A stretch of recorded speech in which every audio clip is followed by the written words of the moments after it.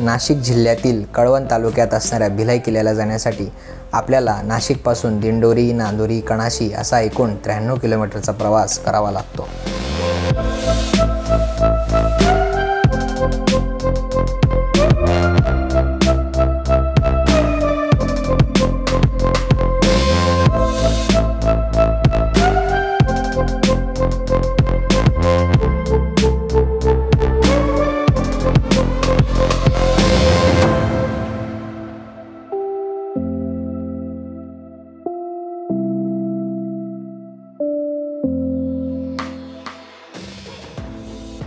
नमस्कार मित्रांनो, मी प्रशांत पाटील तुम्हा सर्वांचं पुन्हा एकदा आपल्या ट्रॅव्हलर प्रशांत या चॅनलमध्ये स्वागत करतो।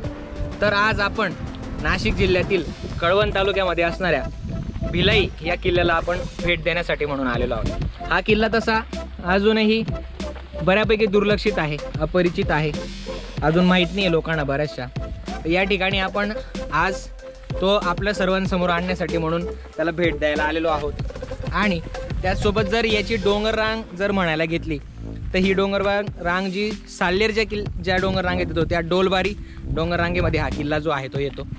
आणि आज या भ्रमंतीत आपल्यासोबत पुन्हा एकदा या ठिकाणी शीतल पवार जॉईन झालेले आहेत। त्यानंतर पुढे गेल्यानंतर आपले खंदे कार्यकर्ते कृष्ण आव्हाड पण आज आलेत। त्यानंतर पुन्हा एकदा गजानन भामरे बऱ्याच मोठ्या गॅप नंतर परत एकदा जॉईन होत आहे। आणि त्यानंतर आहे पुढे तेजस पवार आणि तो तिकडे पुढे चालला गेला पवन, जो आपल्यासोबत कनेरगडाच्या भेटीला होता। तर आता आपण सुरुवात केली आहे किल्ला चढायला, तर चला तर मग।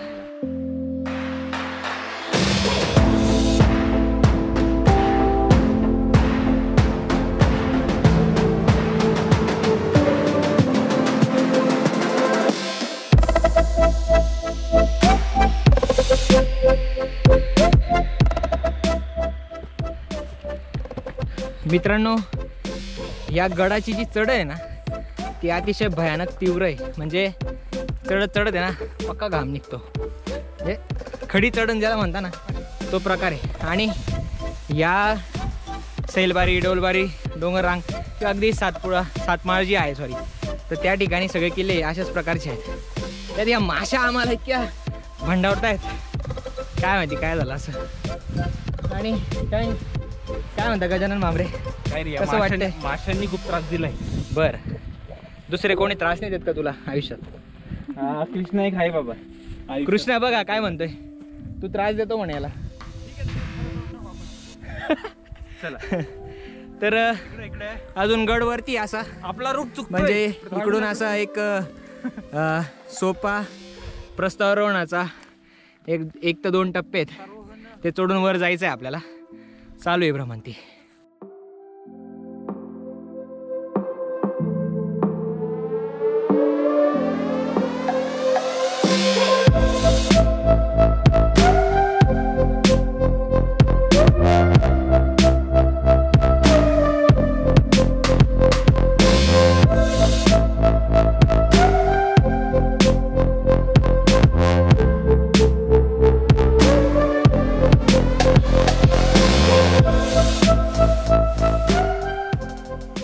दमछाक करणारी हुबी खडी चढून आल्यानंतर आपण गडाच्या कातळकड्याजवळ येऊन पोहोचतो।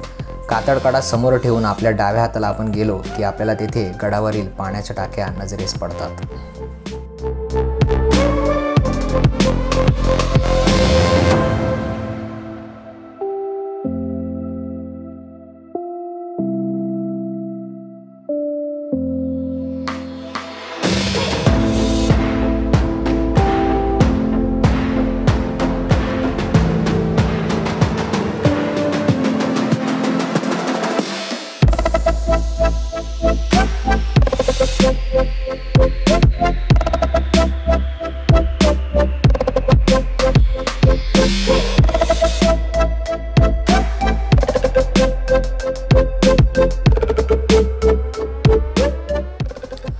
पाण्याच्या टाक्यांपासून अजून थोडे वर चढून गेलो की आपल्याला कातळकडाच्या पोटात 2 गुहा दिसतात। त्यातील एका गुहेत पाणी आहे।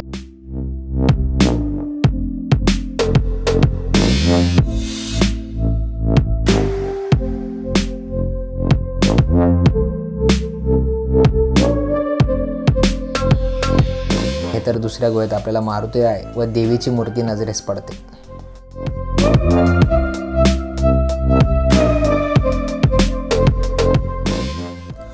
गुहांपासून थोडे वर चढून गेल्यानंतर आपल्याला आपल्या उजव्या हाताला अजून एक छोटेखानी गुहा दिसते.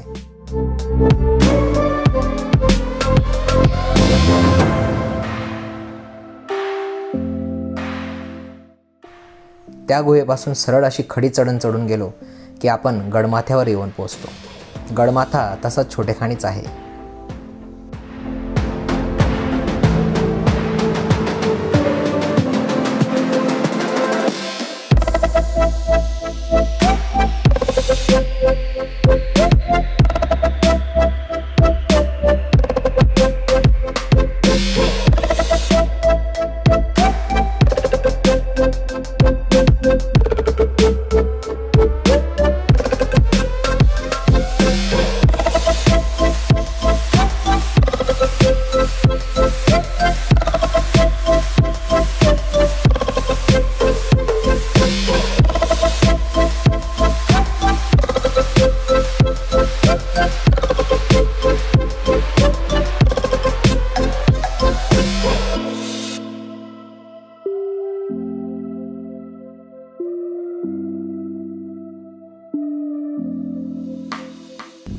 तर मित्रांनो, आपण आता गडमाथ्यावर आलेलो आहोत आणि पहिले जे 2 टप्पे आहेत ते खूप जास्त म्हणजे घसरणीचे आहेत किंवा तीव्र असं चढावाचे आहेत, त्यामुळे जरा कस लागतो, पण नंतर बऱ्यापैकी आपण चढू शकतो. तुम्ही आता सगळ्या गोष्टी म्हणजे पूर्ण किल्ला जो आहे, गड जो आहे तो बघितलेलाच आहे. तर गडाचा जर इतिहास सांगायचा म्हटलं तर मी बऱ्याच शोधाशोध केली, पण गडाचा इतिहास असा मुख्य मला तरी कुठे काही सापडलेला नाही आहे. पण तो नसेल असं मी अजिबातही म्हणत नाही आहे, नक्कीच तो असणार आहे आणि कोणी ना कोणी इतिहास संशोधक तो पुढे आणेलच.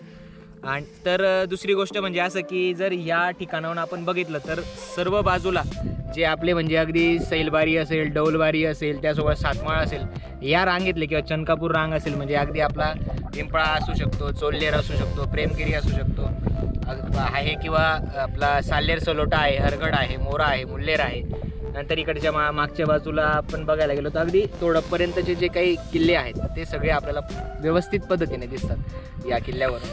आणि काही नाही, हा किल्ला एकूणच जर बघायला गेलं तर माझ्या मते तरी टेहळणीसाठी म्हणून हा वापरला गेला असावा, म्हणजे ज्या काही कमी प्रमाणात असणाऱ्या टाकी आणि त्याच पद्धतीने जो काही घेरा आहे याचा, हा पण एवढा काही जास्त मोठा असा नाही.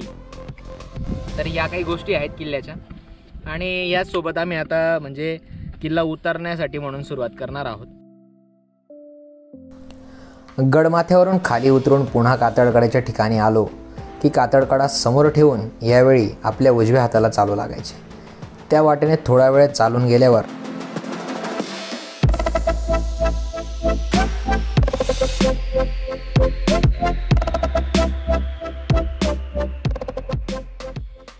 आपण येऊन पोचतो ते येथे कड्याच्या पोटात असणाऱ्या सप्तशृंगी मातेच्या मूर्तीपाशी. मातेला वंदन करून गडउतार व्हायला सुरुवात करावी.